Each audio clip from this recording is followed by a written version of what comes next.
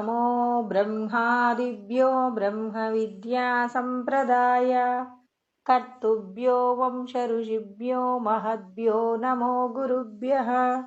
मङ्गलं गुरुदेवाय महनीय गुणात्मने सर्वलोकशरण्याय साधुरूपाय मङ्गलम्।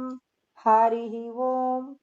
ब्रह्मानन्दं परमसुखदं केवलं ज्ञानमूर्तिं द्वन्द्वातीतं गगनसदृशं तत्त्वमस्यादिलक्ष्यम् एकं नित्यं विमलमचलं सर्वदी साक्षिभूतं भावातीतं गगनसदृशं तत्त्वमस्यादिलक्ष्यम् एकं नित्यं విమలమచలం సర్వదీ సాక్షిభూతం. నమో గురుదేవ. అందరికీ నమస్కారం అండి. ఈరోజు మనం భగవద్గీత యందు 6వ అధ్యాయము ఆత్మ సంయమ యోగము. మనము మనస్సు యొక్క నిగ్రహం అనేది సాధించకుండా ముక్తిని పొందలేము అనే సత్యాన్ని మనందరికీ కూడా పరమాత్మ తెలియచేస్తూ ఉన్నారు. శ్రీకృష్ణ పరమాత్మను అర్జునుడు ప్రశ్నిస్తున్నారు మనందరి తరపున. మా మనసు చాలా చపలంగా ఉంటుంది. ఎందుకు చపలంగా ఉంటుందంటే, మనం ఈ జన్మలో మనం పుట్టినప్పటి నుంచి ఇప్పటి వరకు రకరకాల విషయాలకు సంబంధించిన అనుభవాలను పొంది ఉన్నామండి. ఇష్టమైనవి, ఇష్టం లేనివి అనేవి మనందరి జీవితాలలో ఉన్నాయి. ఒకరికి నచ్చింది ఇంకొకరికి నచ్చకపోవడం, అంటే మనందరికీ రాగము ఉంది, ద్వేషము ఉంది. కాబట్టి మరి ఈ రాగద్వేషాలు మనకు మన తల్లిదండ్రుల నుంచి వచ్చాయా, లేకపోతే మన బంధువర్గం నుంచి వచ్చాయా, భగవంతుడు మనకిచ్చాడా అంటే, మనం పూర్వజన్మలలో మన యొక్క ప్రవర్తన ఏ గుణములతో కూడి మనం కర్మ చేశామో ఆ కర్మను బట్టి మనకు మన ప్రవర్తన అనేది అలవాటైపోయిందండి. ఆ ప్రవర్తన చేత మనకు పూర్వజన్మలలో మనము ఎవరెవరితో ప్రేమగా ఉండాలనుకున్నామో, ఎవరెవరితో ద్వేషభావాన్ని కలిగి ఉండాలనుకున్నామో వాటికి సంబంధించిన రుణానుబంధాలన్నింటినీ పోగు చేసి ఈశ్వరుడు ఏం చేశారు అంటే, రాగద్వేషాలను మనం పుట్టుకతోనే, అంటే మనం పుట్టినప్పుడే మనకి ఎవరెవరితో శత్రుత్వం ఉంటుంది, ఎవరెవరితో స్నేహభావం ఉంటుంది, ఏ ఏ వస్తువులని ఇష్టపడతాం, ఏ విధంగా జీవిస్తాం, ఇలాంటి విషయాలన్నీ భగవంతుడు ఏం చేశారంటే ఏర్పాటు చేసి మనందరికీ కూడా జీవనాన్ని ప్రసాదించారు. మనకు జీవితం లభించింది అంటే, ఒక మర్రి విత్తనాన్ని తీసుకున్నారనుకోండి, ఒక చిన్న విత్తనంలో మహావృక్షానికి సంబంధించి ఎన్నో రకాలైనటువంటి కొమ్మలు, తర్వాత వాటికి సంబంధించినటువంటి చిగుర్లు, ఆ పువ్వులు, కాయలు అన్నీ కూడా ఉంటాయి. అంటే వృక్షముల యొక్క విత్తనములోనే అన్నీ ఉన్నట్టు ఒక జీవుడు ఒక శరీరంలోకి చేరి ఉన్నాడు అంటే అది 84 లక్షల రకాల ఉపాధులలో ఏ ఉపాధి అయినప్పటికీ పర్వాలేదండి. ఆ ఉపాధికి సంబంధించి ఆ వ్యక్తి ఎలా ప్రవర్తిస్తాడు అనేది ఆ విత్తనాన్ని తయారు చేసినప్పుడే భగవంతుడు వాటన్నింటినీ డిజైన్ చేసి పెట్టారు. కాబట్టే ఇవాళ జ్యోతిష్యం అనేది ఉందండి. నీకు ఫలానా సంవత్సరంలో యాక్సిడెంట్ అవుతుంది, ఫలానా సంవత్సరంలో నువ్వు వాహనాన్ని కొనుక్కుంటావు, తర్వాత ఫలానా సంవత్సరంలో నీకు అదృష్టం కలిసి వస్తుంది అని ఎలా చెప్పగలుగుతున్నారు అంటే, ఈశ్వరుడు ఒక్కొక్కరికి సంబంధించి, ఒక్కొక్క జీవుడికి సంబంధించి వాళ్ళు చేసినటువంటి కర్మ ఫలాలను బట్టి భగవంతుడు నిర్ణయించారు. కాబట్టి భవిష్యవాణి ద్వారా మన యొక్క జీవనంలో వచ్చేటటువంటి పెను మార్పులు, సంతోషాలను మనం ఏం చేస్తున్నాం, జ్యోతిష్యము ద్వారా తెలుసుకుంటాం. అందుకే మనం ఏం చేస్తాం, మనకి కలిసి రావట్లేదు అనుకోండి, అప్పుడు ఎవరైనా ఒక మంచి జాతకాన్ని చెప్పగలిగినటువంటి జ్యోతిష్యుణ్ణి ఆశ్రయిస్తున్నామంటే, కర్మఫలాలు అనేవి భగవంతుడు మనకి పుట్టుకతోనే ఏర్పాటు చేశారు. కాబట్టి మనం తొలగించుకోవలసింది ఏంటంటే, మన మనసులో రాగము, ద్వేషము అనే 2 విషయాలను వెళ్ళగొట్టామంటే మనము పరమశాంతితో ఉండవచ్చు. అందరికీ కోరిక ఉంటుంది కదండి. అసలు మనకు మన ప్రమేయం లేకుండానే మన మనసు ఒక్కొక్కసారి మనల్ని చాలా ఆందోళనలో పడవేస్తుంది. మనకు అర్థం కాదు. నాకన్నీ ఇప్పుడు బాగానే ఉన్నాయి గదా! మా వాళ్ళందరికీ ఏ ప్రమాదం జరగలేదు. సంపదలున్నాయి. ఎక్కడికైనా ఏదైనా నేనెక్కడికి వెళ్ళాలన్నా వెళ్ళగలను. దానికి కావలసినవన్నీ సమకూరినా నేనెందుకు ఆందోళన పడుతున్నాను? ఎందుకు భయపడుతున్నాను? ఒక్కొక్కసారి మనకు తెలియకుండానే సంతోషాన్ని పొందుతుంటాం. ఇదంతా ఎందుకు జరుగుతుంది అని చెప్పి మనం ఏం చేయాలి? పరిశీలన చేయాలి. స్వీయ విచారణ చేయాలి. ఎందుకు? ఏ ఉద్దేశ్యం చేత నా మనసు ఇవాళ కంగారు పడుతుంది? ఎందుకు సంతోషంగా ఉంది? దీనికి కారణం ఏమిటి అని చెప్పి నువ్వు విచారణ చేస్తే తప్ప నీవు మరి ఈ రాగద్వేషాల నుంచి బయటపడలేవు అని భగవంతుడు మనందరికీ తెలియచేస్తూ ఉన్నారు. అంటే భగవంతుడు ఎలా సృష్టి చేశాడు మనల్ని? భగవంతుడు మనల్ని సృష్టి చేయడానికి ఎంత సమయం తీసుకుంటాడండి? మన మనసులోనేమో కొన్ని లక్షల కోట్ల జన్మలలో సంస్కారాలున్నాయి. ఒక వస్తువుని మనము ఇక్కడ ఒక మాట తెలుసుకోవాలండి. లోకమంతా భగవంతుడే ఉన్నాడు. అంతా బ్రహ్మమయమే అయి ఉంది అని చెప్పి మహావాక్యముల ద్వారా మనకు అర్థమవుతుంది. ప్రజ్ఞానం బ్రహ్మ అంటారండి.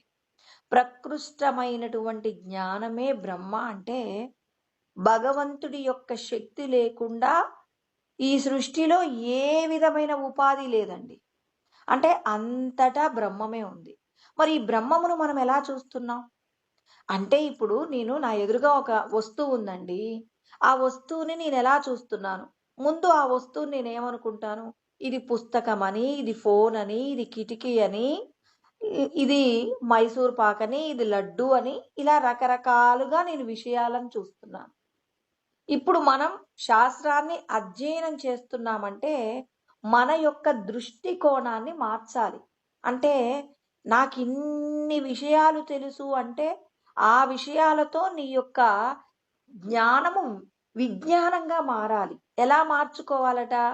నీ ఎదురుగా ఉన్నది లడ్డూ కాదు, బ్రహ్మ వస్తువు, పరబ్రహ్మ స్వరూపం ఉంది అక్కడ. ఇప్పుడు ఈ వస్తువును చూసినప్పుడు నీ లోపట నీ అంతరంగమునందు ఏ విధమైనటువంటి ఆలోచనతో నువ్వు గ్రహిస్తున్నావో అది నీకు అలాగే ఉపయోగపడుతుంది అంటారు.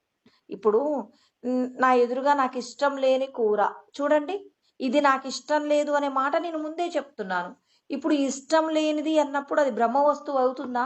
నేను బ్రహ్మముగా చూస్తున్నానా? ఎవరైనా భగవంతుణ్ణి ఇది ఇష్టం లేదని అంటారా? మనం అంటున్నామండి. ఎందుకు అంటున్నాం అలా? నేనొక్కదాన్నే అంటున్నానా? లోకమంతా అంటుందా? అందరూ అంటారు. వీళ్ళంటే నాకు ఇష్టం లేదండి. ఎందుకు ఇష్టం లేదు? వాళ్ళు చేసే పనులు బాగోవండి. ఈ పదార్థం అంటే నాకు ఇష్టం ఉండదు. ఎందుకు? ఏమోనండి, ఇది తింటుంటే నోరంతా చేదు చేదుగా ఉంటుంది. నాకు అందుకే నచ్చదు.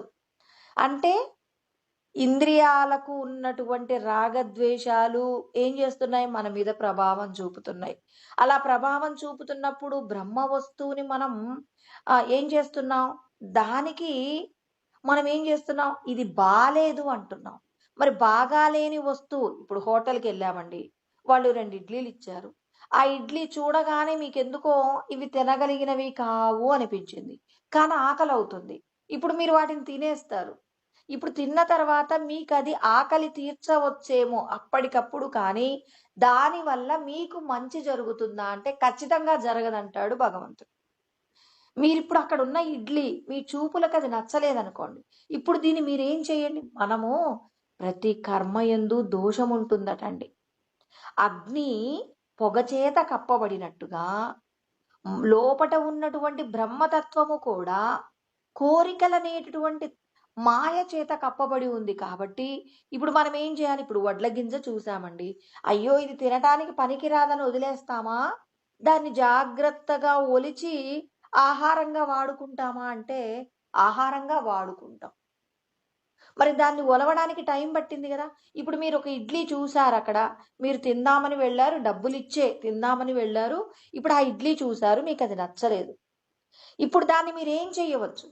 విడిచిపెట్టి వెళ్ళడానికి వీల్లేదు. ఆప్షన్ లేదు. నువ్వు తింటేనే నీకు ఆకలి తీరుతుంది. మరి ఆకలి తీరినా అది నీకు శక్తిగా మారాలంటే నువ్వేమైనా చెయ్యొచ్చా? నీకు గనక ఆధ్యాత్మికమైన జ్ఞానం ఉంటే ఇక్కడ భగవంతుడు చెప్పిన మాట గుర్తుపెట్టుకోండి. మయి సర్వాణి కర్మాణి సన్యస్యాధ్యాత్మచేతస నిరాశీ నిర్మమో భూత్వా యుధ్యస్వ విగత జ్వర. అంటే ఇక్కడ భగవంతుడు ఒక మంచి, అంటే మనందరికీ కూడా అక్కడ ఉన్న పరిస్థితులు మనకు అనుకూలంగా లేవండి. ఆ అనుకూలంగా లేని పరిస్థితుల్ని మనం ఏం చేయాలి? అనుకూలంగా మార్చుకోవాలి. అందుకే సులభమైన ఉపమానం వడ్ల గింజను బియ్యపు గింజగా మార్చుకోవడంలో మన యొక్క శ్రమ, మన యొక్క తెలివితేటలు. ఎవరికైతే ఆ దానిని ఒలవడంలో నైపుణ్యత ఉంటుందో, మరి చూడండి, ఎప్పుడూ ఒలవనటువంటి వాళ్ళ ముందు తీసుకెళ్లి వడ్ల గింజని ఒలవండి అంటే పాపం వాళ్ళు అతి కష్టం మీద ఒలిచినా, అవతలి వాళ్ళు ఒక గంటలో ఒక పావు కేజీ బియ్యాన్ని ఒలిస్తే వీళ్ళు కనీసం ఒక పిరికెడు కూడా ఒలవలేరండి. ఎందుకు? ఆ బియ్యపు గింజను, అంటే ధాన్యాన్ని ఒలవడంలో నైపుణ్యత ఉంది. ఇప్పుడు భగవంతుడు మనందరికి అంటున్నారు, మీరు కూడా నైపుణ్యాన్ని సంపాదించుకోండి. దానికి ఏమి ఎక్కువ కష్టపడక్కర్లా. బ్రహ్మ విద్య అనేది చాలా సులువైనది. దీన్ని ఆచరించడానికి కొద్దిగా మనసు పెడితే చాలట. ఎలాంటి మనసు? ఆధ్యాత్మికమైన మనసు పెట్టండి, సాధారణమైన మనసు పెట్టమాకండి. నేను చెప్పట్లేదండి ఈ మాట, కృష్ణ పరమాత్మ చెప్పిన మాటనే చెప్తున్నాను. ఎక్కడ? ఇది 3వ అధ్యాయం 30వ శ్లోకంలో సన్యస్యాధ్యాత్మ చేతస అంటున్నారు. ఆధ్యాత్మికమైన మనస్సు చేత మీరు ఇప్పుడు ఏం చేయాలి? నేను ఇడ్లీ తినాలండి. అక్కడ నా చూపుకు నచ్చల ఆ ఇడ్లీ, ఆ చట్నీ రంగు, తర్వాత అక్కడ ఉన్న ఇడ్లీలు ఏదో రవ్వ రవ్వగా ఉన్నాయి, ఏం బాగున్నాయి అనుకున్నాను. ఇప్పుడు నేను తింటే ఆకలి తీరుతుంది, కానీ శక్తిగా మారదు. దీన్ని నేను ఇప్పుడు ఏం చేయాలి? శక్తిగా మార్చుకోవాలి. మనం ఏం చేస్తాం? వీడు మినపప్పు కలపలేదు, ఇందులో ఈ ఇడ్లీ తిన్నా నా శరీరానికి ఏం శక్తిగా మారుతుంది అంటే, మరి భగవంతుడు మనందరికీ ఒక మాట చెప్తారు, అందరికీ తెలిసిన మాట. అప్పు చేసి పప్పు కూడు తినడం కన్నా, మరి పప్పన్నం తింటే బలం రావాలి కదండి, చక్కగా ప్రోటీన్ వస్తుంది అని చెప్పేసి పప్పన్నం తింటున్నాగా. మరి భగవంతుడు అంటున్నారు, అప్పు చేసి పప్పు కూడు తిన్నారనుకోండి, అది విషంగా మారుతుందట. అయ్యో అదేంటండి? నేను పప్పన్నం తింటే నా శరీరానికి కావలసినటువంటి శక్తిగా మారాల్సింది పోయి అది పాపము, విషంగా మారుతుందట, నా శరీరానికి అనారోగ్యం కూడా వస్తుందట. మరి ఇంకో మాట ఏం చెప్తారు దాని పక్కనే? మరి మీకు లేకపోతే ఉత్త కారపు మెతుకులు తిన్నా, పచ్చడన్నం తిన్నా అది మీకు దివ్యమైన ఔషధంలాగా పనిచేస్తుంది అంటున్నారు. అంటే అక్కడ ఏం చెప్తున్నారు? పచ్చడి మెతుకులు తినమనా? శాస్త్రం పచ్చడి తినొద్దన్నది కదండి, ఉప్పు కారాలు తక్కువగా తినమన్నారు కదా. మరి ఇప్పుడు పచ్చడి తినమంటున్నారు. ధర్మంతో కూడి నువ్వు పచ్చడితో తిన్నా అది నీకేమవుతుంది? అమృతంలా మారుతుందని ఏ తల్లిదండ్రులు పిల్లలకి ఈ మాట చెప్పలేదండి? ఖచ్చితంగా ప్రతి ఒక్క తల్లి తండ్రి ఖచ్చితంగా మాట్లాడతారు. ధర్మంతో కూడి నువ్వు ఏది తిన్నా అది అమృతంగా మారుతుంది. ఇప్పుడు నీ ఎదురుగా ఉన్నటువంటి పదార్థాన్ని ఇందులో మినప్పప్పు లేదు, లేకపోతే ఇంకేదో లేదు అని చెప్పేసి దానిలో పోషక విలువలు లేవని విచారణ చేసే బదులుగా ఇప్పుడు కొంత సమయం వాడుతున్నాం కదండి. ఇడ్లీలలో ఇది లేదు అది లేదని ఇంత పెద్ద సిద్ధాంతం చెప్పాం కదా. ఇన్ని సిద్ధాంతాలు చెప్పే బదులు భగవంతుడు నాకు ఈ ప్రసాదాన్ని, ఈరోజు నాకు అర్హత ఉన్న ప్రసాదం ఇదే, ఈ ప్రసాదాన్ని అంటే ఈ ఆహారాన్ని నేనేం చేసుకుంటున్నాను? ప్రసాదంగా మార్చుకుంటున్నాం. ఎక్కడ చెప్పారో తెలుసా అండి కృష్ణ పరమాత్మ? సహజం కర్మ కౌంతేయ సదోషమపి నచ్చజేత్. ఇప్పుడు ఇదే మాట చెప్తున్నారు. మీరు చేసేటటువంటి కర్మలో దోషమున్నా విడిచిపెట్టకూడదంటాడు భగవంతుడు. 18వ అధ్యాయంలోనండి ఈ శ్లోకాన్ని మీరు విచారణ చెయ్యండి అందరూ కూడా. మరి దాన్ని చక్కగా విచారణ చేశారనుకోండి, దాని లోపట ఉన్నటువంటి సూక్ష్మం తెలుస్తుంది నీకు. ఇక్కడ భగవంతుడు 48వ శ్లోకం అండి, నంబర్ తెలియాలి కదా. సహజం కర్మ కౌంతేయ. ఇప్పుడు సహజం కర్మ కౌంతేయ అంటే భగవంతుడు ఏదో నేను ఇతరులకు ఉపకారం చేసేటటువంటి పని చేయమంటున్నారు. ఇప్పుడు నేను ఇడ్లీ తింటంలో ఉపకారం ఏం జరుగుతుందని మీరేం అనుకోకండి. కర్మ అంటే మీరు ఉదయం లేచినప్పటి నుంచి పడుకునేంత వరకు మీరు చేసే కర్మలన్నీ కూడా దోషముతోనే ఉంటాయి. అవి దోషంతో ఉన్నాయి, నేను చెయ్యను అని అనకండి. ఇప్పుడు నాకు ఇష్టం లేదు, ఈ ఆహారం నేను తినను అనకండి. ఒకవేళ ఇష్టం లేకున్నా బలవంతంగా నోట్లోకి పెట్టేయకండి. భగవంతుడు చెప్పిన విధంగా చేసి మీ కర్మను ఏం చేయాలి?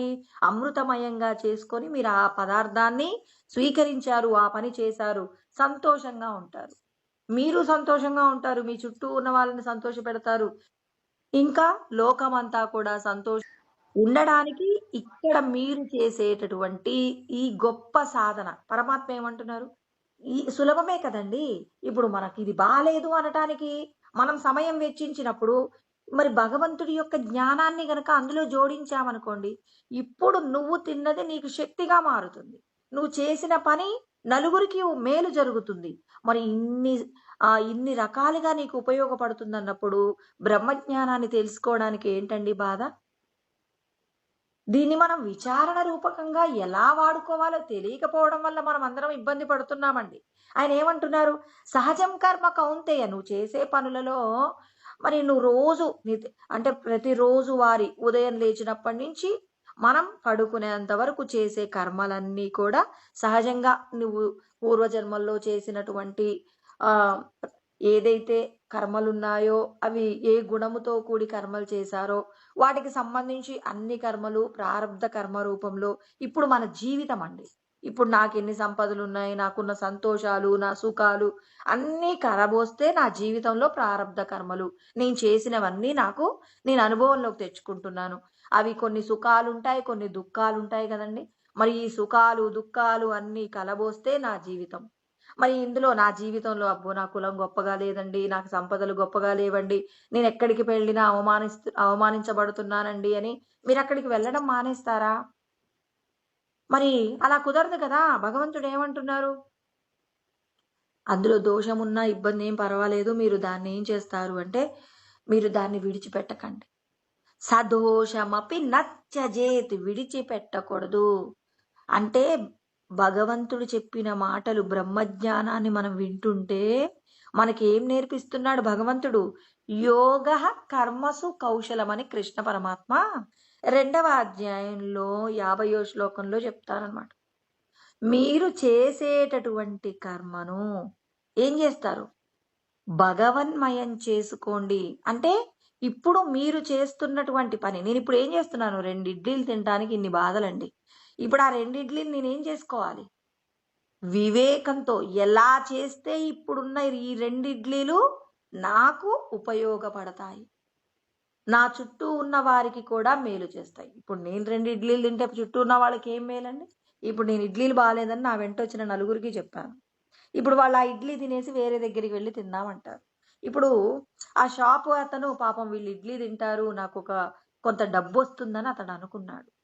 ఇప్పుడు నీ యొక్క కర్మలో దోషాన్ని, నీకు అది తినబుద్ధి కాలేదు అనేటటువంటి నీ యొక్క ఆలోచనని ఎంత మంది మీద ప్రభావం చూపుతున్నారో చూడండి.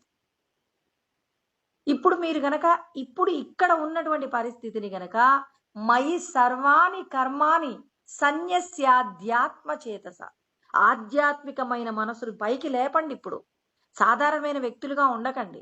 భగవంతుడి జ్ఞానం నాకుంది అంటే ఆ జ్ఞానంతో జీవించండి. ఎలా జీవిస్తారు? జీవించడంలో ఇప్పుడు ఏం చేయాలి? దాన్ని వడ్ల గింజను ఒలిచినట్టుగా ఇప్పుడు ఆధ్యాత్మికమైన మనసు. ఈ లోకంలో ఉన్న వస్తువులన్నీ ఎవరివి? భగవంతుడి వస్తువులు. మరి భగవంతుడి యొక్క వస్తువుని, బ్రహ్మ వస్తువుని ఎలా స్వీకరిస్తావు నువ్వు? ఆ పరమాత్మయే నీకు ఎదురుగా ఉండి నీకు ప్రసాదం పెడుతున్నారు. ఇప్పుడు దాన్ని ఏమంటావు? గుడిలోకి వెళ్ళామండి, నలుగురు అక్కడ నిలబడి ప్రసాదాలు పెడుతున్నారు. అందులో ఒకరు చక్కెర పొంగలు పెడుతున్నారు, ఒకరు పులిహోర పెడుతున్నారు, ఇంకొకరు పరవన్నం పెడుతున్నారు, ఇంకొకరు గుగ్గిళ్ళు పెడుతున్నారు. అయ్యో నాకు గుగ్గిళ్ళు వద్దని వెళ్ళిపోతున్నాం అనుకోండి. ప్రసాదం అండి వద్దా అన్నారనుకోండి, ఒక్క క్షణం వెనక్కి ఆగి అవి ఇష్టం లేకపోయినా తీసుకొని కళ్ళకద్దుకొని, స్వామి క్షమించండి, ఏదో నేనెప్పుడు గుగ్గిళ్ళు తినను కాబట్టి అలా అన్నాను, నన్ను మన్నించండి స్వామి అని చెప్పేసి ఆ గుగ్గిళ్ళు తీసుకొని కళ్ళకద్దుకొని ప్రసాదం తిన్నామండి. ప్రసాదం కాబట్టి అది తిన్నాం. దాని మీద ఏమైనా వికారం ఉందా? అంటే చూడండి, ఇష్టం లేదని వెళ్ళిపోతున్నాం, అది ప్రసాదం అన్నారు. ప్రసాదం ఏమైంది ఇప్పుడు నీకు? లోపల అమృతంగా మారింది. ఇప్పుడు నాకు మా ఇంటికి పలానా వాళ్ళు వస్తున్నారు, అయ్యో వీళ్ళని నేను ఎలా భరించాలి అనుకుంటున్నారు. ఎందుకంటే వాళ్ళు ఎప్పుడు ఎత్తి పొడుపు మాటలతో ఉన్నంతసేపు అవతల వాడి యొక్క మనశ్శాంతిని పోగొడతారు. మరి ఇప్పుడు మీరేం చేస్తారు? భగవంతుణ్ణి చూడండి అందులో. ఈ వస్తువు వీళ్ళు ఇలా మాట్లాడుతున్నారు. అసలు వీళ్ళకి ఎవరు శక్తినిస్తున్నారు? అందుకే దీనికో చిన్న ఉపమానం చెప్తానండి. ఒక వ్యక్తి చాలా చిన్నప్పటి నుంచి కూడా ఒక సాధారణమైన ఇంట్లో ఉండేవాళ్ళనమాట. వాళ్ళ తండ్రి గారి ఇల్లని అది చిన్నగా ఉండేది. వీళ్ళ సంపదలు కూడా చాలా తక్కువగా ఉండేవి కాబట్టి ఆ ఇంట్లో ఉంటారు. ఇతను బాగా ఒక వ్యాపారాన్ని పెట్టుకున్నాడు. వ్యాపారంలో గొప్పగా వృద్ధిని సాధిస్తూ ఉన్నారండి. అలా సాధిస్తూ ఉన్నటువంటి టైంలో కొంత డబ్బు సమకూరింది. ఒక పెద్ద బిల్డింగ్ కట్టుకున్నాడు. ఇప్పుడు ఆ చిన్న ఇల్లుని వదిలేసి పెద్ద ఇంట్లోకి వెళ్ళాడు. వెళ్ళిన తర్వాత ఆ చిన్న ఇంట్లో ఉన్నటువంటి వస్తువులన్నీ కూడా పెద్ద ఇంట్లోకి మారిపోయాయి. ఆ సందర్భంలో ఒక పెద్ద నిలువుటద్దాన్ని బయటికి తీయడంలో ఎవ్వరికీ సాధ్యం కావట్లేదు. అద్దమేమో పెద్దగా ఉంది. దర్వాజానేమో చిన్నగా ఉంది. ఇప్పుడు దీన్నెలా బయటికి తీయాలని అక్కడ చుట్టూ ఉన్న నలుగురిని పోగు చేసి, "అయ్యా! కొంచెం నాకు ఒక చిన్న సలహా ఇవ్వండి.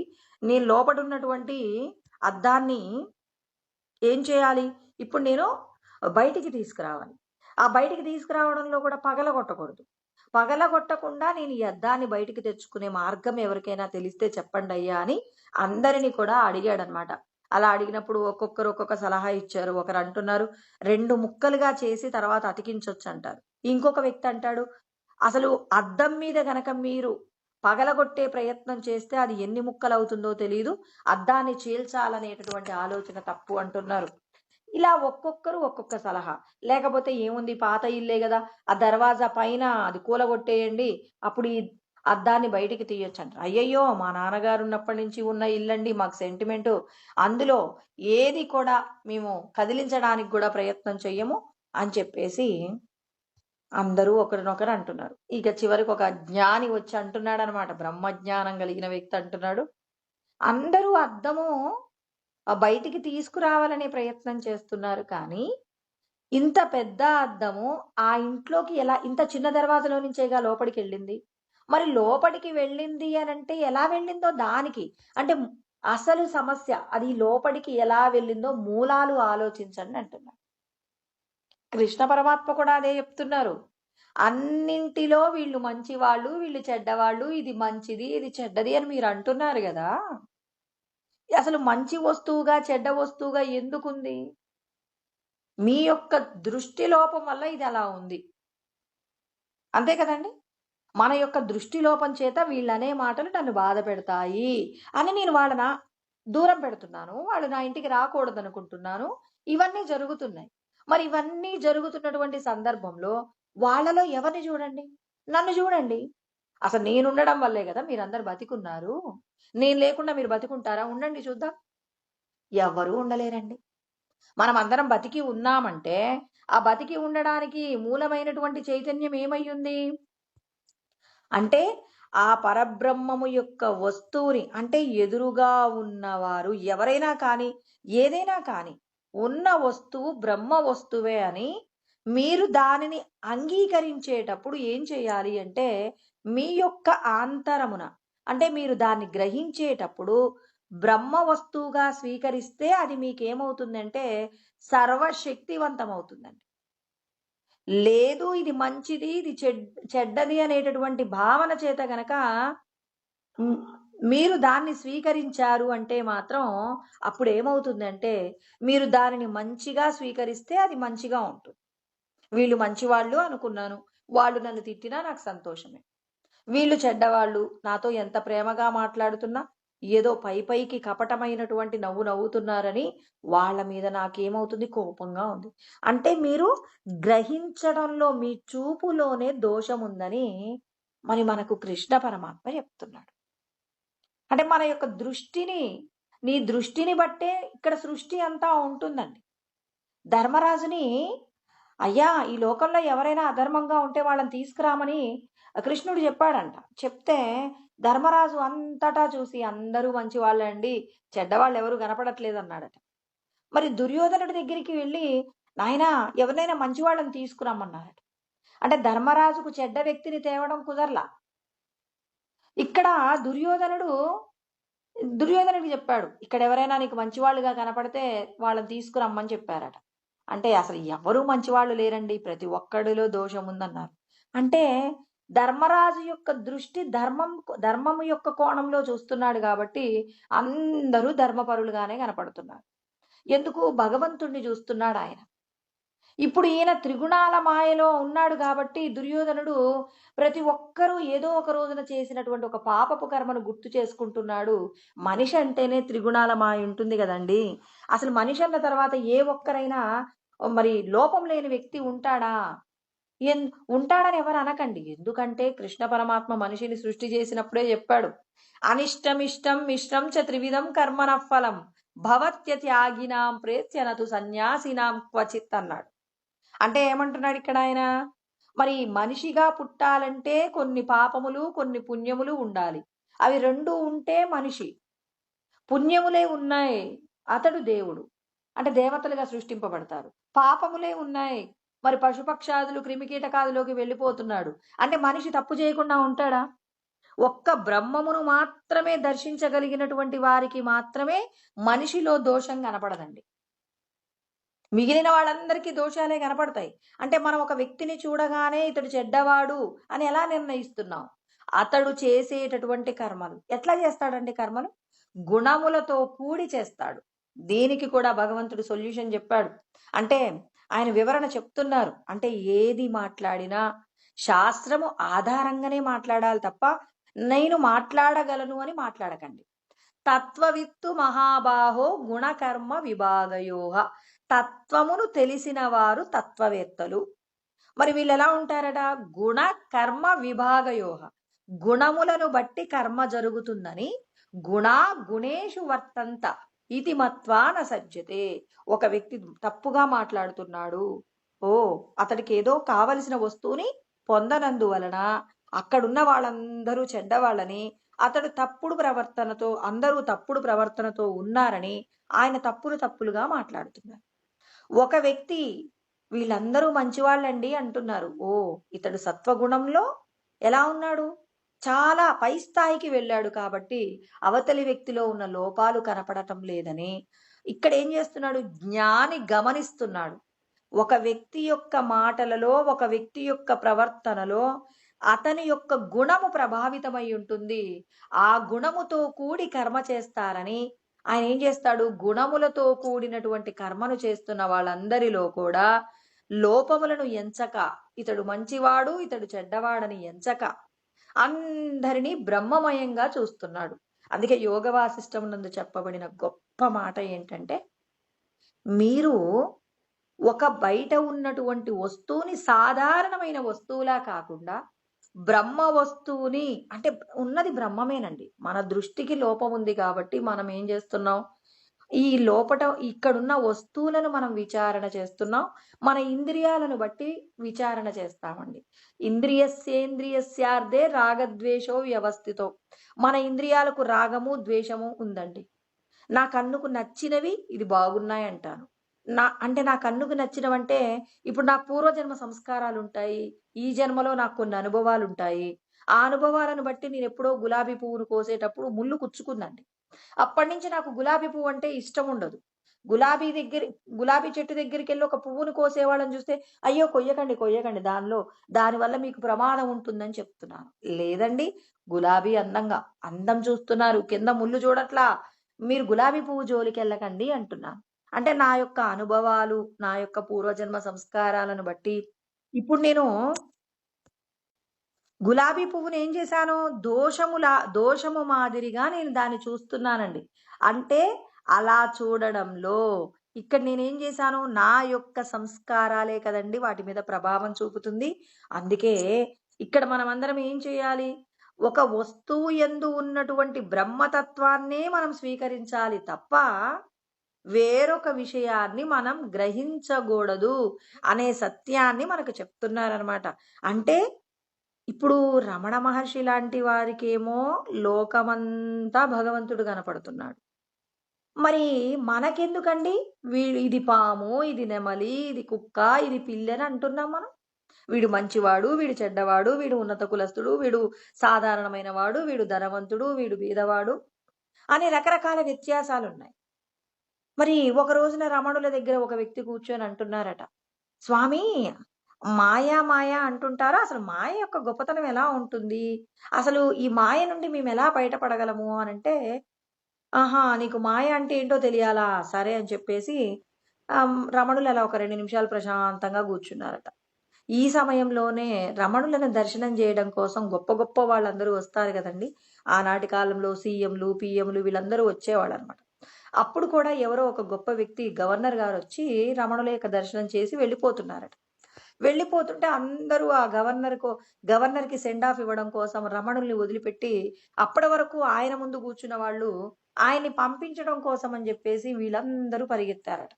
ఈ వ్యక్తి మాత్రం అలా కూర్చున్నాడట. అప్పుడు రమణులు ఈయన వంక చూసి, మాయ అంటే మాయ యొక్క ప్రభావం అంటే ఏంటో నాకు చూయించమన్నావు గదా! చూడు. వీళ్ళందరూ నన్ను బంధ విముక్తుడిని చెయ్యండి స్వామి అని నా ముందు కూర్చున్నారు. ఇప్పుడు బంధంలో పడడానికి ఏం చేశారు? అందరూ ఆయన గవర్నర్ గారు పోతుంటే ఆయన వెనకాల పడిపోతున్నారు. ఆయనని ఆయన దగ్గరికి వీళ్ళు వెళ్ళగలరా? వెళ్ళలేరు. అయినా ఆయన్ని పంపించి వచ్చామన్న సంతోషం కోసం, ఒక గొప్ప వ్యక్తిని పంపించి వచ్చామనేటటువంటి అప్పటికప్పుడు కలిగే సంతోషం కోసం వెళ్ళిపోయారు. చూసావా మాయ అంటే ఇలా ఉంటుంది. అంటే చూడండి, ఆయన రమణులు నిన్ను కర్మ బంధముల నుంచి విడిపడేసి నీకు ముక్తిని ప్రసాదిస్తారు. రమణుల కంటే గొప్పవాళ్ళు ఇంకెవరైనా ఉంటారా? బ్రహ్మజ్ఞాని ముందు కూర్చొని ఇంకెవరో గొప్పవాడు అని పొగడడం నీకు తెలివితేటలు ఉన్నట్టా లేనట్టా? నీకు బ్రహ్మజ్ఞానం అధికంగా ఉన్నట్టా అసలు లేనట్టా? బ్రహ్మజ్ఞానం అంటే అంటే ఇక్కడ ఎవరిని గౌరవించవద్దు అని కాదండి. ఆ రమణులను దర్శనం చెయ్యడానికి వచ్చిన వ్యక్తి గొప్పవాడు. అదే ఒక సాధారణమైన వ్యక్తి పోతున్నాడండి. ఎవరైనా ఆయన వెంట వెళ్తారా? ఎవ్వరు వెళ్ళరు. అసలు అతడు వచ్చాడని గాని, వెళ్ళాడని గాని ఎవరూ గమనించరు. అంటే ఇక్కడ ఏం చూస్తున్నాం? మరి అంతస్తు చూస్తున్నాం కదండి, స్థాయి భేదాలు చూస్తున్నాం కదండి. అంటే ఇదే మాయ. అందుకే భగవంతుడు మనందరికీ ఏం చెప్తున్నారు? మీ మనస్సు యందు ఒక వస్తువును గ్రహించడంలో బ్రహ్మ వస్తువుగా గ్రహించారు. అంటే మీ ఆంతరమునందు ఆ వస్తువుని మీరు ఎలా చూస్తే మీకు అది అలాగా పనిచేస్తుంది. ఇప్పుడు నేనేం చేస్తున్నాను? నేను తినే 2 ఇడ్లీలు ఇప్పుడు నేనేం చేశాను? బ్రహ్మ వస్తువుగా స్వీకరించి ఇది భగవంతుడికి అందుకే ఏం చెప్తారు? విధిహీనమ సృష్టాన్నం మంత్రహీనమ అదక్షిణం అంటారు. మంత్రము లేకుండా నువ్వు తిన్నటువంటి పదార్థము, నువ్వు పంచభక్ష పరమాన్నము తిన్నా అది నీ లోపట ఏమవుతుందంటే శక్తివంతంగా మారదట. భగవంతుడికి నివేదన చేసి ప్రసాదం చేసుకొని తినండి. ఇంతకుముందు ఉపమానం చెప్పాను కదా, గుగ్గిళ్ళు తినేటప్పుడు ఎలా తిన్నాడు? అతనికి ఇష్టం లేకపోయినా ఏం చేసుకున్నాడు? ప్రసాదం కాబట్టి కళ్ళకద్దుకొని పరమ ప్రీతితో తిన్నాడు. మరి ఇంతకు ముందు గుగ్గిళ్ళు అన్నప్పుడు ఇంట్లో తినాలంటే బెచ్చి అంటాం. మనకి ఇష్టం లేదంటే ఒక మాటని వెంటనే చీ అనటంలో మనందరికీ గొప్పగా అలవాటైపోయిన పదం అండి. నేను తినను అసలు అప్పటి వరకు ఎందుకండి, పాయసం అంటే నాకు ఇష్టం. మొదట నాకు ఆ పాయసం పెట్టినప్పుడు చాలా సంతోషంగా తిన్నాను. బాగుందని 2 కప్పులు తిన్నాను. ఇంకొక కప్పు కూడా తీసుకొచ్చి ఇది మీరు తినాల్సిందే అన్నారు. ఇప్పుడు నేనేమంటానంటే ఎబ్బెచ్చి నాకొద్దండి పాయసం అంటాను. అంటే ఒకప్పుడు అమృతమైంది. తర్వాత ఇప్పుడు ఆ పాయసంలో రుచి మారిందా? నీవు దానిని స్వీకరించడంలో నువ్వేం చేశావు? ఒక సాధారణమైనటువంటి రుచినిచ్చే వస్తువుగా చూసావు. ఇది నీకు అవసరం ఉంది అనుకున్నప్పుడు, అబ్బా! బాగుందనుకున్నావు. దాని వలన ఇంక నేను దాన్ని తాగలేననుకున్నప్పుడు దాని మీద నేనేం చేస్తున్నాను? నాకు తెలియకుండానే దాని మీద హేయమైన భావన కలిగించాను. పోనీ అది కాసేపటి తర్వాత మళ్ళీ సాయంత్రానికి పాయసం తాగుతారా అన్నారనుకోండి. ఆ! తాగుతానంటాం. పొద్దున ఛీ అన్నావు. అంటే 2 గ్లాసులు తాగిన తర్వాత గదండీ మీరన్నది. అందుకే ఛీ అనొచ్చింది. అంటే చూడండి మనం ఎన్ని దోషాలు చేస్తున్నామో. అవతలి వాళ్ళు అమృతంలా తింటున్నటువంటి ఏదో ఒక వాళ్ళు తింటుంటారండి. ఎవరైనా కారంతో పాపం ఏమీ లేదు, ఏదో పచ్చడి మెతుకులతో తింటున్నారు రోడ్డు పక్కన భిక్షగాడు.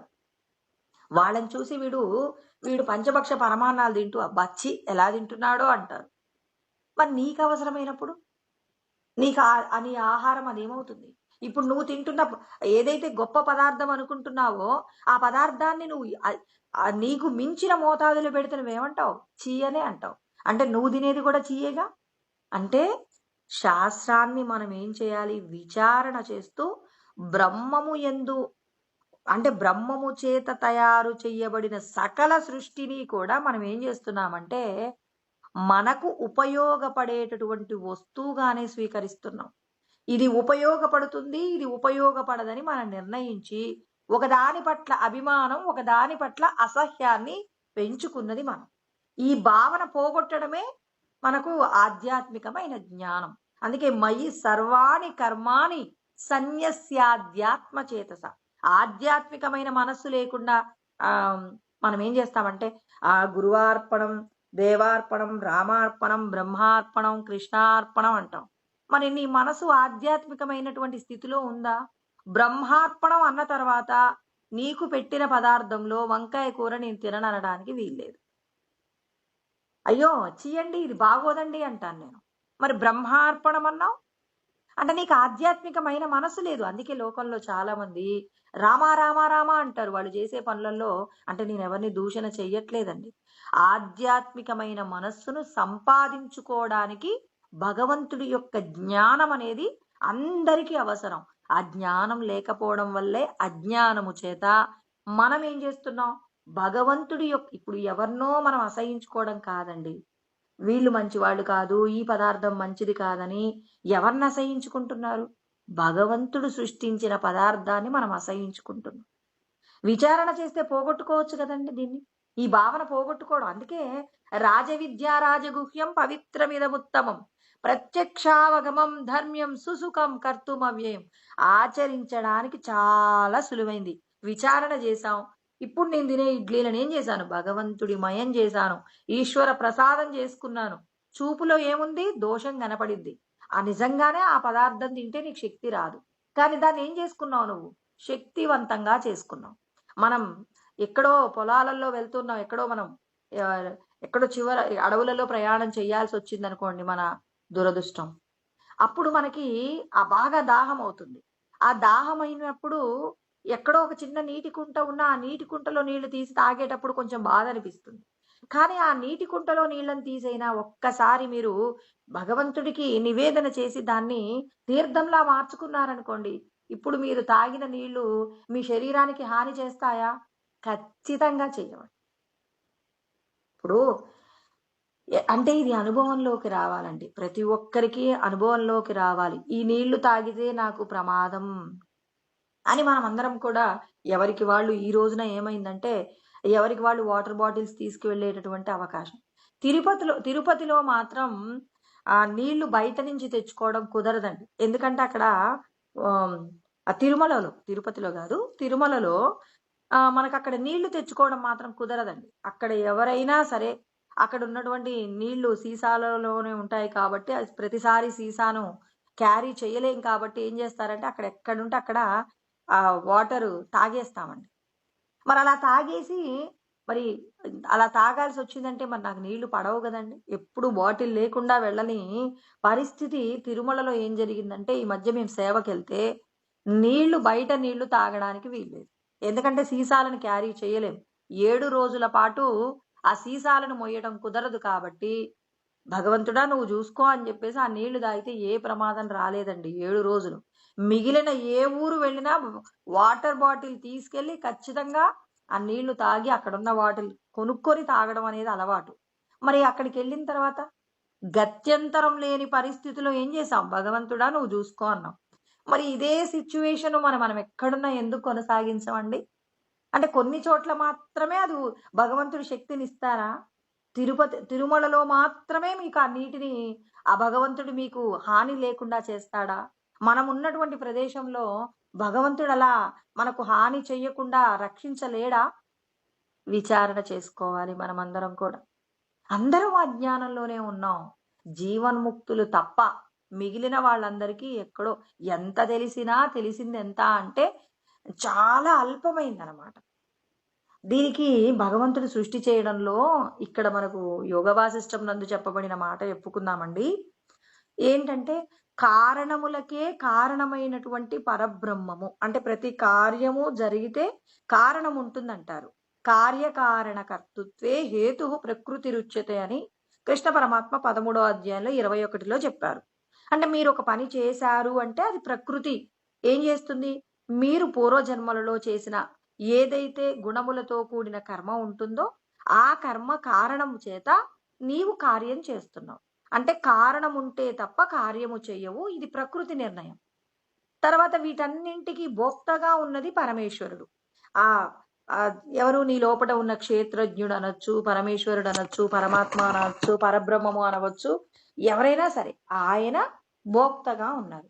అంటే ఇన్నింటికి కారణాలకు కారణమైనటువంటి ఆ పరబ్రహ్మము ఈ జగత్తును, చిన్మయాకారమైనటువంటి జగత్తు ప్రకాశించడానికి భగవంతుడు ఎంత సమయం తీసుకున్నారో బ్రహ్మ మానసపుత్రుడైనటువంటి వశిష్ఠుడు చెప్పారు శ్రీరామచంద్రుడికి. ఏమన్నారంటే, ఇప్పుడు పరబ్రహ్మం ఏం చేసింది అనంటే శబ్ద తన్మాత్రికతో కూడి ఆకాశ రూపమున ఆయన ప్రవేశించాడట. అంటే తన యొక్క శక్తిని ఏం చేశాడు, మరి శబ్ద తన్మాత్రికలు ఉన్నాయి కదండి మనకి, శబ్ద స్పర్శ రూప రసగంధాదులు ఉన్నాయి కదా, ఈ తన్మాత్రికలలో భగవంతుడు ఎలా రిసీవ్ చేసుకున్నాడు, ఈ జగత్తంతా కూడా మరి ఎలా ఉంది అనంటే భగవంతుడి యొక్క శక్తితో కదండి. శబ్ద స్పర్శ రూప రసగంధాదులతో కూడి మనం ఏం చేస్తున్నాం, ఇంద్రియాలు ఏం చేస్తున్నాయి, విషయాలన్నీ స్వీకరించి మరి అనేక విషయాల మీద మమకారము, అనేక విషయాల మీద ద్వేషభావాన్ని కలిగి ఉండి అనేక శరీరాలు పొందుతున్నాం.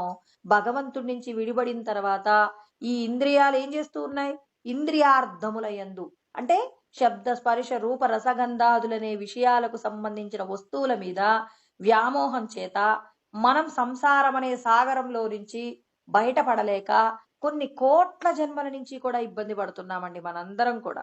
మరి అలాంటి సృష్టి భగవంతుడు ఎలా చేశాడు అంటే, ఆయన శబ్ద తన్మాత్రిక రూపమైనటువంటి బ్రహ్మము ఏం జరిగిందట, ఆకాశ రూపమున ఆయన ఏం చేశాడు, ఆకాశతత్వంగా ఆయన ఏర్పడ్డాడట. అంటే ఆకాశం మీద అభిమానంతో కూడి ఉన్నాడట. ఇప్పుడు ఆయన ఏం చేశాడు, ఇప్పుడు ఒక శబ్దానికి సంబంధించి ఆకాశతత్వాన్ని తీసుకున్న తర్వాత మళ్ళీ ఏం చేశాడు అనంటే, మరి స్పర్శకు సంబంధించినటువంటి తన్మాత్రిక చేత ఏం చేశాడు, ఆయన వాయుతత్వం మీద అభిమానం కలిగి ఉన్నాడట.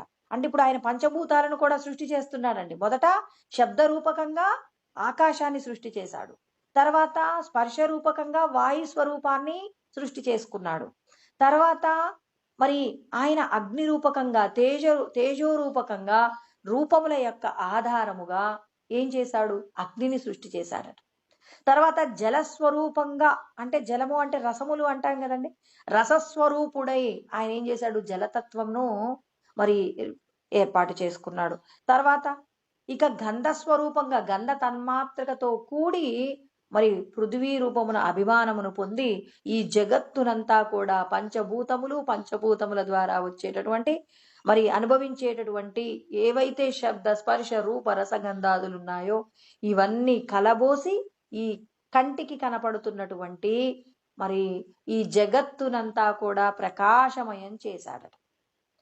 అంటే పంచభూతములతో పంచీకృత మహాభూతం సంభవం కర్మ సంచితం శరీరం సుఖ దుఃఖాన భోక్తృత్వే హేతురుచ్యతే. పంచభూతములతో కూడి ఇన్ని రకాల ఉపాధులన్నీ తయారయ్యాయి. ప్రతి ఒక్క ఉపాధిలో 84 లక్షల రకాల ఉపాధిలలో ఏముంది, పంచభూతాలు ఉన్నాయి. మరి పంచభూతాలను భగవంతుడు సృష్టి చేయడానికి వేటిని తీసుకున్నాడు, మరి శబ్ద స్పర్శ రూప రసగంధాదులనేటటువంటి ఈ పంచ తన్మాత్రికల ఆధారంగా పంచభూతములతో కూడి ఈ జగత్తును సృష్టి చేశాడట.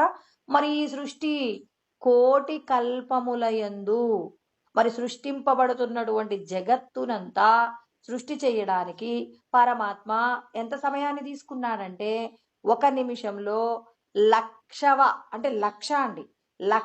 భాగాన్ని తీసుకొని కోటి కల్పములండి, కోటి కల్పముల యొక్క సృష్టి జరగడానికి కావలసిన విధంగా ఆయన ఏర్పాటు చేశారట.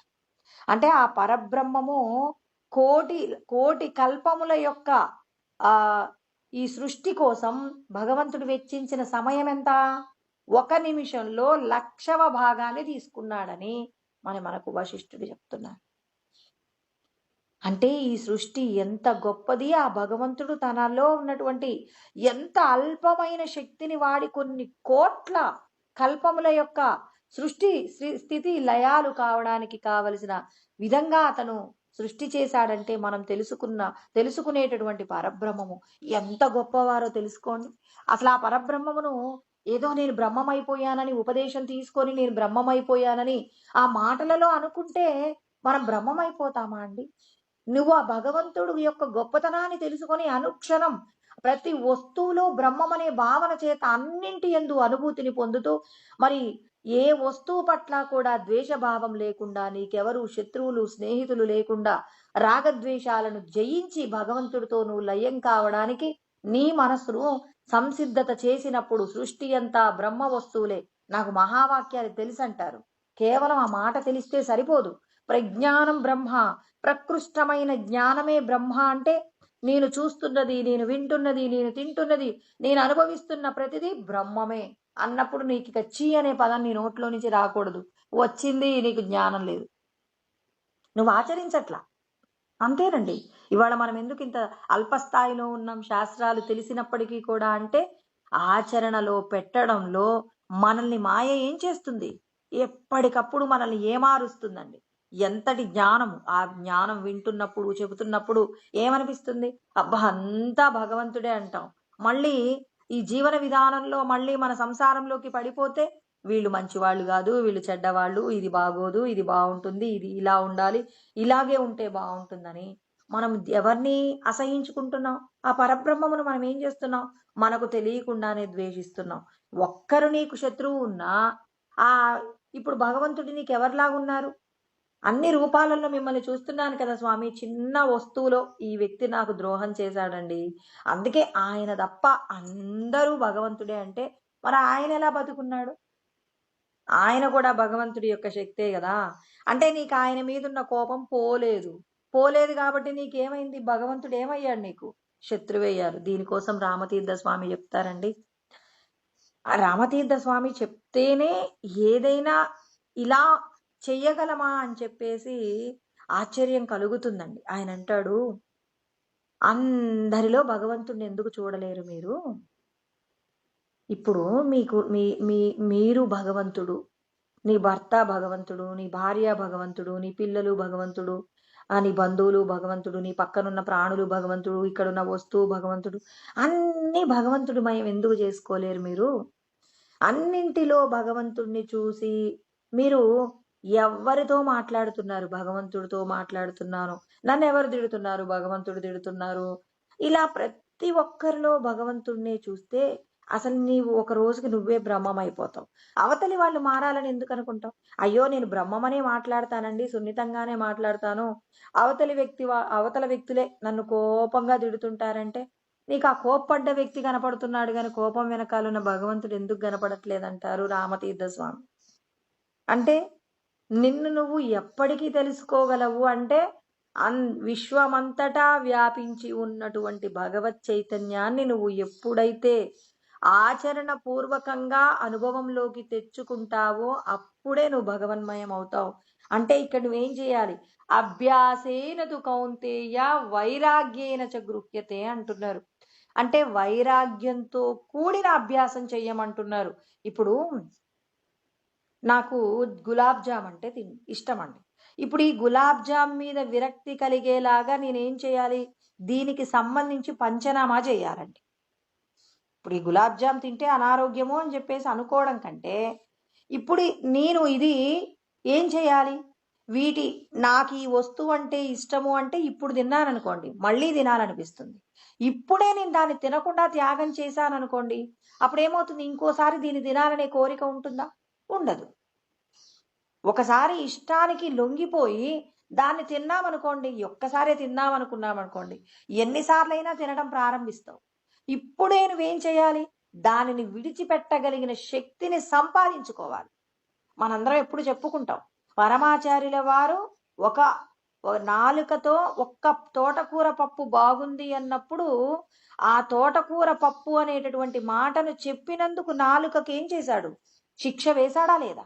గోమయం చేత నాలుకని శుద్ధి చేశాడా లేదా? ఆయన తినటం ఆపేశాడా లేదా?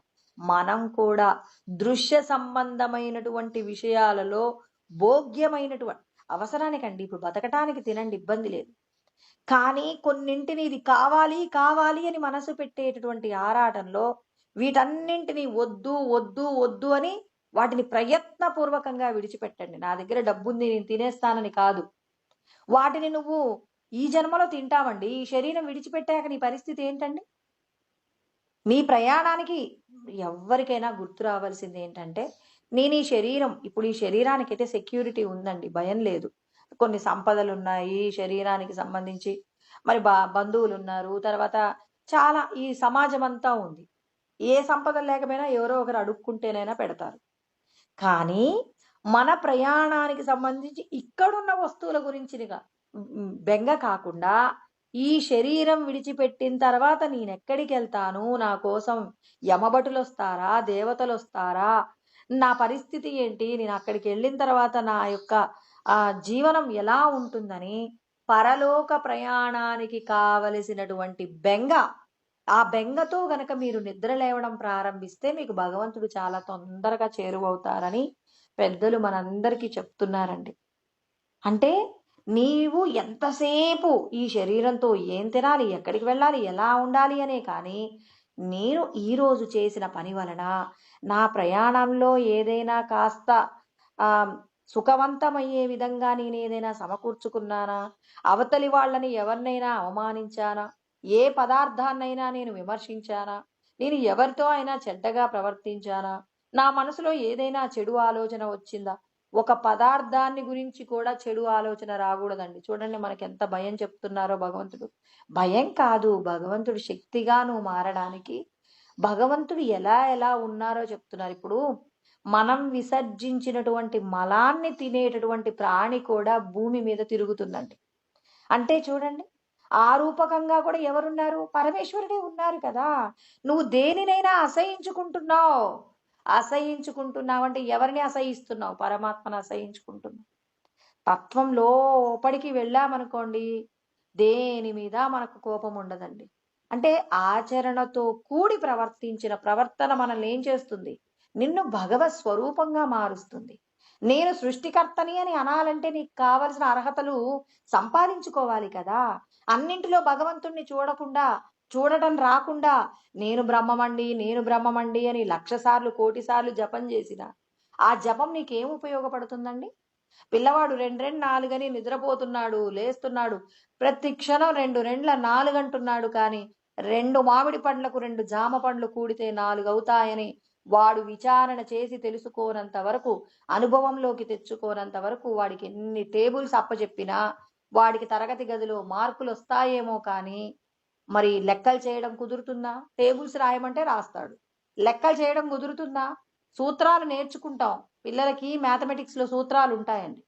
ఆ సూత్రాన్ని అప్లై చేసి లెక్క చేయడం రావాలి. మనకు కూడా శాస్త్రాలు అన్నీ తెలుసు. కానీ ఎక్కడ ఏ సమయంలో ఏది పెట్టాలంటే భగవంతుడు అంటారు మీరు పెద్దగా భయపడొద్దు, నన్ను పెట్టండి అక్కడ చాలు. పిల్లవాడు మ్యాథమెటిక్స్ నేర్చుకుంటేనండి వాడు అక్కడ సూత్రాన్ని అప్లై చేయాలి. ఇక్కడ భగవంతుడు అంటారు అసలు మీకు ఏ జ్ఞానం గుర్తు రావద్దు, అక్కడ నన్ను గుర్తు చేసుకోండి, నేను మీరు చేసే కర్మను బాగు చేస్తాను, మీకు దోషము లేకుండా మిమ్మల్ని కాపాడే ప్రయత్నం నేను చేస్తాను. పిల్లవాడి యొక్క చదువు మ్యాథమెటిక్స్ ఎంత కష్టపడతాడని మనందరం నేర్చుకున్నాం. 10th వరకు చదివిన వాళ్ళకి ఇప్పుడు ఒకవేళ నేను ఇంటర్లో మ్యాథ్స్ చేయలేదంటే 10th వరకు అందరూ మ్యాథ్స్ చేయాలి కదా. మరి ఇప్పుడు ఈ మ్యాథమెటిక్స్లో ఎన్ని విషయాలు గుర్తుపెట్టుకుంటామండి? భగవంతుడు అంటున్నారు అయ్యో నన్ను అక్కడ పెట్టండి చాలంటున్నారు. ఎదురుగా ఉన్న వస్తువులో నన్ను పెట్టండి. వీడు చెడ్డవాడు, అందులో భగవంతుడిని పెట్టండి. వీడు మంచివాడు, భగవంతుడిని పెట్టండి. ఇది నాకు ఇష్టం లేని పదార్థం, అందులో భగవంతుడిని పెట్టండి. అది మీకు ప్రసాదం అవుతుంది. ఎదురుగా ఉన్న వ్యక్తి నిన్ను చంపాలని వస్తున్నాడు, భగవంతుడు నన్ను చంపుతానికి పర్మిషన్ ఇస్తాడా? ఇప్పుడు భార్యాభర్తలు ఇద్దరూ కూడా ఒక రోజున సముద్రంలో ప్రయాణం చేస్తున్నారట. ఇప్పుడు సముద్రంలో వీళ్ళిద్దరే వీళ్ళు ఏం చేస్తున్నారు, ఒక చిన్న పడవ తీసుకొని అందులో ఏదో ఒక చిన్నది ఆ పడవ నౌక తీసుకొని వీళ్ళిద్దరే వెళ్తున్నారండి. అప్పుడు పెద్ద పెద్ద అలలు వస్తున్నాయట.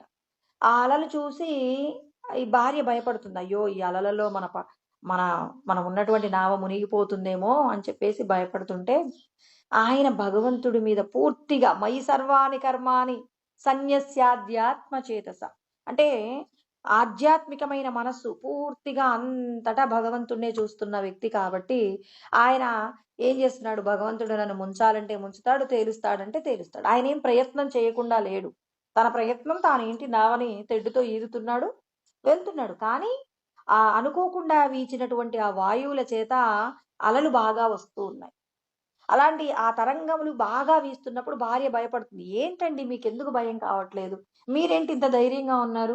నేను చూడు ఎంత భయపడుతున్నానంటే, అప్పుడు భర్త ఏం చేశాడు అంటే, వాళ్ళు ప్రయాణం చేసేటటువంటి వస్తువుల్లో ఒక చాకు గూడా ఉందట.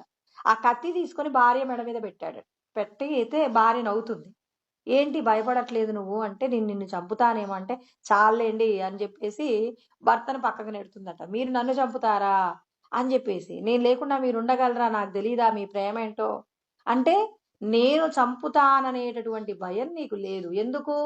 మనిద్దరి మధ్య ఉన్న అన్యోన్యత. నాకు భగవంతుడికి మధ్య కూడా అంత అన్యోన్యత ఉంది. నన్ను ఎప్పుడు ఎక్కడికి ఎలా తీసుకెళ్లాలో ఏం చేయాలో అన్నీ తెలుసు.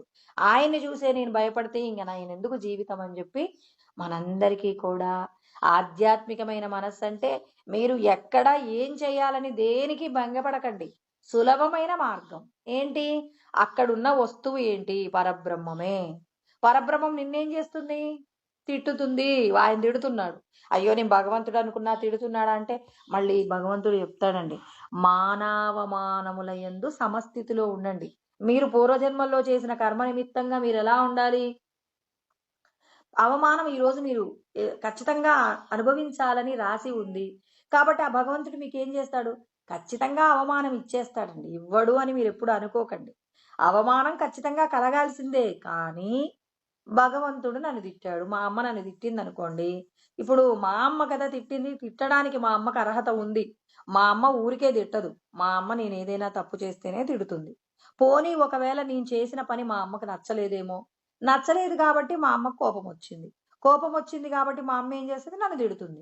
చూడండి, ఇప్పుడు నన్ను తిట్టింది మా అమ్మ అన్నప్పుడు నాకు కోపం రానప్పుడు, భగవంతుడు నన్ను తిడుతున్నాడు అనుకున్నప్పుడు, భగవంతుడికి నేను చేసిన పనులలో ఏదో తప్పులు కనపడి ఉంటాయి. నేనేమో అన్నీ కరెక్ట్ అనుకుంటాను. ఈ కుటుంబం కోసం అని చెప్పేసి కొన్ని సార్లు పొరపాట్లు కూడా చేస్తాను. ఆ పనులు భగవంతుడికి నచ్చలేదేమో, అందుకే నన్ను తిట్టాడేమో అనుకున్నారనుకోండి, ఇప్పుడు మీకు బెంగలేదు. ఇలా మార్చుకోనంత వరకు అంటే మనస్సులో ఈ సంసారానికి సంబంధించి వీళ్ళు మంచివాళ్ళు, వీళ్ళు చెడ్డవాళ్ళు అని రాగద్వేషాలు ఉన్నంత వరకు సంసారం అనే సాగరంలో మళ్ళీ మళ్ళీ శరీరాలు పొందాలండి. లేదు ఇదంతా మాయయే, ఎవరు చేసిన పాపపు కర్మ, ఎవరు చేసిన పుణ్యపు కర్మ అన్నింటినీ భగవంతుడు అనుభవింపచేస్తాడు. ఇదంతా భగవన్మయమే అని చెప్పి వాటిని స్వీకరించడం నేర్చుకొని మనం ఏం చేయాలి? విరక్తి భావన ఉండాలండి. వైరాగ్యంతో కూడిన అభ్యాసం. ఇప్పుడు చెప్పుకున్నదంతా అభ్యాసమే. ఈ అభ్యాసంలో ఏం చెప్పాం? భగవంతుడిని పెట్టాం. ఏం చేశాడు? ఇంతకుముందు ఏం చేశాం? మనకి భగవంతుడి యొక్క జ్ఞానం తెలియనప్పుడు ఏం చేసాం? వీళ్ళు నా బంధువులు, వీళ్ళు శత్రువులు, వీళ్ళు మా చుట్టూ ఇంటి చుట్టూ ఉండేవాళ్ళు, వీళ్ళు పరాయి వాళ్ళు, వీళ్ళు పరాయి దేశం వాళ్ళు, వీరు పరాయి మతం వాళ్ళు అంటారు. బ్రహ్మజ్ఞానులకు వీళ్ళు పరాయి వాళ్ళు, వీళ్ళు ఆ వేరే వాళ్ళు అనే ఆలోచన ఏముండదు. అందరిలో ఉన్న భగవంతుడే కనపడతాడు కాబట్టి అందరికీ భగవంతుడి జ్ఞానం మనం పొందుతున్నామంటే ప్రతి ఒక్కరిలో భగవంతుడిని చూడండి చాలు. అభ్యాసం చేయమంటున్నారు. ఏవం నిరంతర అభ్యాస్త బ్రహ్మైవాస్మీతి వాసన అంటున్నాడు. అందరిలో బ్రహ్మమును చూడండి చాలు. బ్రహ్మమును ఊరికే నోటితో అనుకోవడం కాదండి. ఆ భగవంతుడిని ప్రతి ఒక్కరిలో చూసినప్పుడు నిన్ను పొగిడినా, అవమానించినా అన్నీ భగవంతుడే నాకిచ్చాడని భగవంతుడి మీద కోప్పడలేము. భగవంతుడి మీద మరి ప్రేమను ఎక్కువగా పెంచుకోలేము. భయము, భక్తితో కూడి ఆయన మనకి ఏదిస్తే దానితో హాయిగా ఉండటం రావాలి. అంటే నీకు ఏం రావాలి? దృశ్య సంబంధమైన విషయాలన్నీ కూడా ఇవన్నీ నన్ను ఏం చేస్తాయి? సంసారంలో పడవేసేయి కాబట్టి ఈ విషయాలన్నీ భగవంతుడివే. నాకేదిస్తే అది తింటాను. ఎలా ఉండమంటే అలా ఉంటానని మనం ఏం చేయాలి? కొత్తగా ఏ వస్తువును కోరకు. నీ కళ్ళ ముందు ఏదుందో దాన్ని అనుభవించు. అంతే. అంతే తప్ప అది ధర్మమయమైతే ఆ భగవంతుడిది సత్యమే, ఇది చెయ్యవచ్చు అని చెప్తే దాన్ని మీరు శాస్త్రంతో పోల్చుకుంటూ తినండి. ఇది తినడంలో ఇప్పుడు మీకు శాస్త్రాలు ఏం తెలియకపోయినా ఏమంటారు? భగవంతుడా, నేను ఇది తింటున్నాను స్వామి, ఇది తినగలిగిందైతే నాకు పెట్టండి, ఇది నేను తినకూడదు అనుకుంటే మీరు తీసేయండి అని భగవంతుణ్ణి చేర్చి మనం ఏం చేయవచ్చు? కర్మ చేసుకుంటే ఆ భగవంతుడు ఏం చేస్తారు? నీ శరీరంలోకి ఆ వస్తువు వల్ల ప్రమాదం వచ్చేది ఉన్నా అది నిన్నేం చేస్తాడు? రక్షిస్తాడే తప్ప శిక్షించడు. శిక్షించాడు అంటే నువ్వు చేసిన పాపపు కర్మ నిన్నేం చేసింది? నువ్వు శిక్షను పొందడానికి కావలసిన అర్హతను నువ్వు పొంది ఉన్నావని. ఇలా మనం ఏం చేయాలి? ప్రతి ఒక్క వస్తువు యందు కూడా ఏం చేయాలి? భగవంతుణ్ణి చేర్చి భగవంతుడు చెప్పినటువంటి శాస్త్రముతో కూడి నీ యొక్క జీవనాన్ని త్యాగపూర్వకంగా మలుచుకో. భగవంతుడు చెప్పిన ప్రతి విషయాన్ని కూడా తెలుసుకొని దాన్ని ఆచరించేటటువంటి ప్రయత్నంలో ప్రతి చోట భగవంతుడే ఉన్నాడు. కాబట్టి బ్రహ్మ వస్తువును నువ్వు స్వీకరించడంలో రాగముతో స్వీకరిస్తావా, ద్వేషముతో స్వీకరిస్తావా? రాగముతో స్వీకరిస్తే అది నీకు మేలు చేస్తుంది, ద్వేషముతో స్వీకరిస్తే అది నీకు కీడు చేస్తుంది. కాబట్టి రాగము ద్వేషాలు, ఇప్పుడు నేను ఒకరి మీద బాగా ప్రేమ పెంచుకున్నానండి, వీళ్ళు మంచి వాళ్ళు, వీళ్ళు నన్ను ఉద్ధరిస్తారని నేను అనుకున్నాను. ఎప్పుడైతే వాళ్ళలో నేను లోపాలు చూశానో, అయ్యో ఏంటి వీళ్ళకి ఇన్ని అర్హతలు లేవు కదా అని వాళ్ళని నేను ఎప్పుడైతే చూశానో, చూడగానే నాకు వాళ్ళ మీద ఏమొచ్చింది? కోపం వచ్చింది. ఆ కోపంతో నేనేం చేస్తాను? వాళ్ళకు దూరంగా ఉండే ప్రయత్నం చేస్తాను. అంటే ఇక్కడ భగవంతుణ్ణి చూసినంతసేపు వారిలో దైవం తప్ప వేరొకటి కనపడట్లేదు. మరి నేను ఎప్పుడైతే నేను ఆ స్థాయిని దాటేశానో, అయ్యో ఏంటి వీళ్ళ ప్రవర్తన ఇలా ఉంది అన్నప్పుడు వాళ్ళకి నేను దండం పెట్టగలుగుతానా? పెట్టలేను. అంటే ఇక్కడ మనం ఏం చేయాలి? అన్నింటి యందు భగవంతుడే ఉన్నాడని ఆ భగవంతుడి దృష్టితో గనక మనం స్వీకరిస్తే ఇప్పుడు మనకేమవుతుంది? మొదటి నుంచే ఇతడు దేవుడు దేవుడు అని ఒక సాధారణ వ్యక్తిని దేవుణ్ణి చేశాం. అప్పుడు ఏమవుతుంది? ఆ వ్యక్తి తాను చేసేటటువంటి తప్పులు ఏం చేస్తున్నాడు? ఓ దేవుడు అంటే తప్పులు కూడా చేయొచ్చు అని చెప్పేసి తప్పులతో కూడి మనల్ని ఏం చేస్తాడు? ఏమారుస్తాడు. అంటే భగవంతుణ్ణి చూడడం అంటే ఎలా రావాలి? ఇక్కడ నీకు ఆయన యొక్క గుణగణాలలో దోషాలున్నా అప్పుడు నువ్వేం చేయాలి? భగవంతుడిగానే చూస్తే నీకు అవి లోపంగా కనిపించకూడదు. అలానే నువ్వు వాళ్ళతో ఉండకూడదు. పాపము చేసిన వారు, అందరినీ ఇబ్బంది పెట్టేవారు అని తెలిసినప్పుడు దుష్టుడికి దూరంగా ఉండాలి. నీ బుద్ధి చైతన్యం వాడాలండి. అయ్యో అందరిలో దేవుణ్ణే చూడమన్నారని అగ్ని దగ్గరికి వెళ్ళి ముట్టుకుంటారా? భగవంతుడే అనుకున్నారండి అని చెప్పేసి భగవంతుడే అంటే అగ్ని యొక్క ధర్మం ఏంటో తెలియాలి. ఆ ధర్మం తెలియకుండా నువ్వు వెళ్ళి అగ్నిని ముట్టుకుంటే, నీళ్లు నన్ను ఏం చేయవండి, నీళ్లు భగవంతుడే అని నీళ్లలో దూకారనుకోండి, అప్పుడు నీళ్లు నిన్ను ముంచేయకుండా ఉంటాయా? ఖచ్చితంగా ముంచుతాయి. ఏది ప్రమాదకరమో, ఏది మంచిదో నీకు బుద్ధి చైతన్యాన్ని వాడు. శాస్త్రం ఎందుకు? శాస్త్రాన్ని ఏం చేయాలి? అన్ని వస్తువులలో భగవంతుడే ఉన్నారు. కానీ కొన్ని ప్రమాదకరమైనవి కూడా ఉంటాయి. నీ బుద్ధి చైతన్యం చేత నువ్వేం చేయాలి? ప్రమాదకరమైన వాటికి దూరంగా ఉండు. అన్నీ భగవంతుడు వస్తువులే. అయినప్పటికీ కూడా ఆ వస్తువులతో నువ్వు ఎలా ఉండాలో ఆలోచించగలిగిన తెలివితేటలున్నాయి. ఇప్పుడు ఒక పశువు ఉందండి.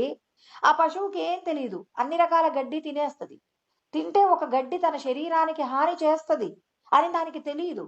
ఈ గడ్డి ఇప్పుడు మనం తింటున్నాం, ఇది నీ శరీరానికి హాని చేస్తది అన్నప్పుడు నువ్వు అదేం చేస్తావు? విడిచిపెడతావు. ఇప్పుడు షుగర్ ఉన్న వాళ్ళు ఒక తీపి పదార్థం తినాలనుకోండి, ఆ తీపి పదార్థాన్ని వాళ్ళు తింటే ఏమవుతుంది?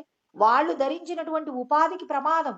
కాబట్టి నీ తెలివితేటలు, బుద్ధి చైతన్యాన్ని ఏం చేయాలి? ఉపయోగించు. విచక్షణతో కూడినటువంటి వివేక యోగ కర్మసు కౌశలం అంటే ఏంటండి?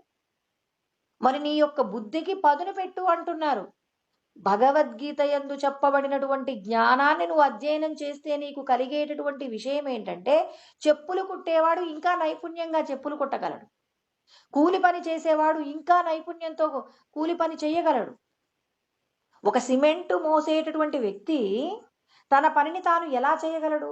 భగవంతుడి యొక్క జ్ఞానం ఉన్నప్పుడు ఒకలాగా ప్రవర్తిస్తాడు, భగవంతుడి యొక్క జ్ఞానము లేనప్పుడు ఒక మనిషి ఒకలాగా ప్రవర్తిస్తాడు. ఇప్పుడు కూలీ అనుకున్నాం, ఒక సిమెంటు మోసేటటువంటి ఒక కూలీ అండి.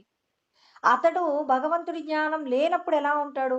ఎప్పుడు కూర్చుందామా, ఎప్పుడు తప్పించుకుందామా అని 1 రోజు 2 రోజులు చేసే పనిని 4 రోజులు చేయడానికి ఇష్టపడతాడు.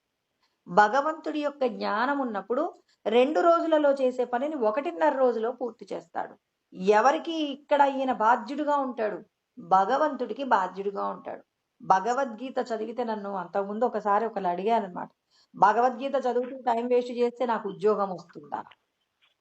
నీ యొక్క తెలివితేటలను ఎలా వాడుకోవాలో వాటికి పదును పెట్టగలిగిన శక్తిని భగవద్గీత ద్వారా మనం అందుకోవచ్చండి. అందుకే ఇక్కడ మనందరికీ కూడా ఆయన చెప్పినటువంటి శాస్త్రజ్ఞానాన్ని ఎవరైతే నిరంతరం అధ్యయనం చేస్తుంటారో వాళ్ళ బుద్ధి యందు అమృతమే పోస్తారు. అమృతం తాగిన వారు అమృతాన్ని ఎవరిచ్చారో వాళ్ళకి ఏం చేస్తారు? బాధ్యత వహిస్తారు. ధర్మో రక్షతి రక్షిత. ధర్మాన్ని నువ్వు రక్షిస్తే ఏమవుతుంది? అది నిన్ను రక్షిస్తుంది. నీకు 2 రోజులలో చేయాల్సిన పనిని 4 రోజులకు మిగిలిస్తే నీకు వేరొక చోటికి పనికి వెళ్లకుండా ఇక్కడే 4 రోజులు నాకు పని దొరుకుతుందని నువ్వేం చేస్తున్నావు? కర్మ ఫలాలకు నువ్వు కారణమవుతున్నావు.